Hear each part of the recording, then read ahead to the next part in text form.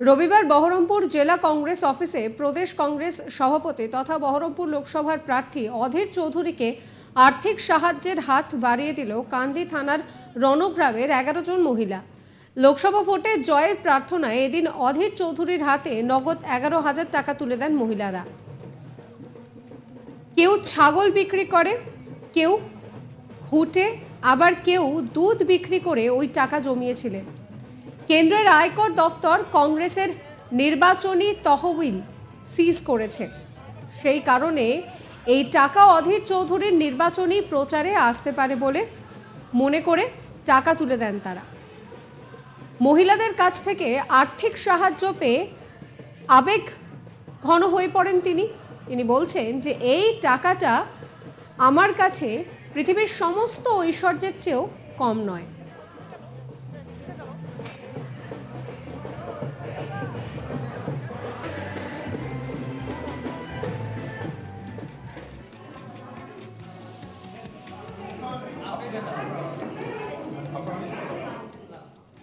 আপনাদেরকে শোনাবো কি বলছেন অধীর চৌধুরী।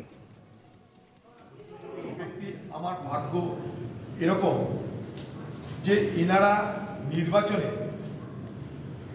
আমাকে সাহায্য করার জন্য এক একজন মা বোন, তারা গরিব পরিবারের মা বোন, তারা টাকা জমিয়ে 1,000 করে এক একজন নিয়ে এসছে নির্বাচনে আমাকে সহযোগিতা করার জন্য।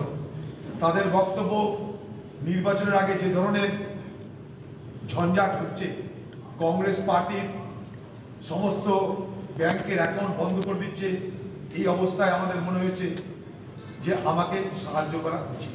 তাই আমি শুধু ধন্য নয়, ভগবান বা আল্লাহর আমার উপরে অনেক করুণা, অনেক আশীর্বাদ, অনেক দোয়া অবশ্যই আছে। না হলে এই রকমের ভাগ্য সচরাচর রাজনীতিবিদদের কপালে জোটে না। যে সমস্ত মা বোনেরা এখানে এসেছেন, আমি ধন্য হয়ে গেছি যে তারা এই ধরনের ভাবনা কি করে ভাবলেন। আমি এটা স্বপ্ন কল্পনা করতে পারি না যে আমাদের ঘরের মা বোনেরা, আমার এলাকার মা বোনেরা, তারা আমার ভোটের জন্য তাদের মাথার ঘাম পায়ে ফেলে রোজগার করা টাকা 1,000 করে এক একজন জমিয়ে আমাকে দিতে এসেছেন। আমি আপনাদের কাছে কি বলে কৃতজ্ঞতা জানাবো আমার জানা নাই।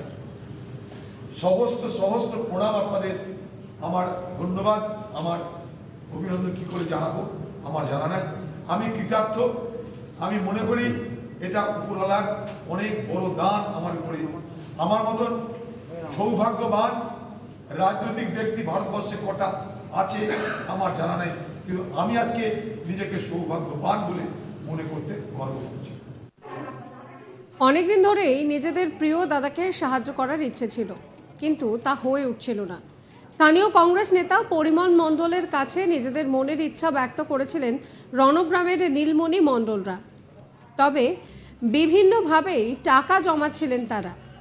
কেউ গরুর দুধ বিক্রি করে, কেউ ঘুটে বিক্রি করে, আবার কেউ সংসারের খরচ থেকে টাকা বাঁচিয়ে দাদার জন্য টাকা জমিয়েছিলেন। তাদের স্পষ্ট কথা, দাদার তো আর টিএমসির মতো চুরির টাকা নেই, তাই তারা টাকা জমিয়েছেন। যদি ভোটের আগে সামান্য কিছু সাহায্য করা যায়।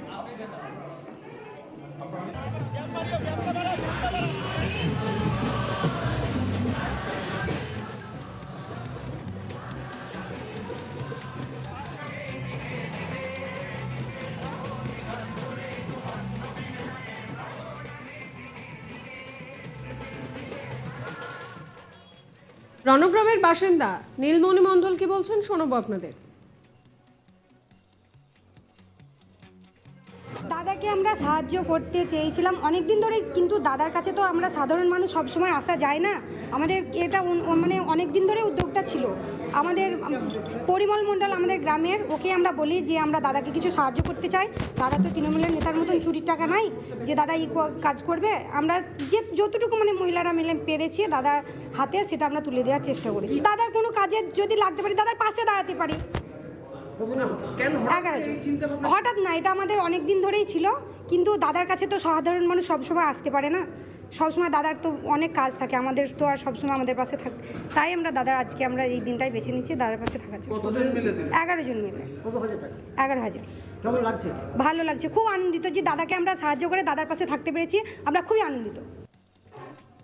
কংগ্রেসের সোশ্যাল মিডিয়ার ব্লক প্রেসিডেন্ট পরিমল মণ্ডল বলেন, গোটাটাই এই মহিলাদের উদ্যোগ। তিনি শুধু তাদের নিয়ে এসে দাদার সঙ্গে সাক্ষাৎ করিয়ে দিয়েছেন।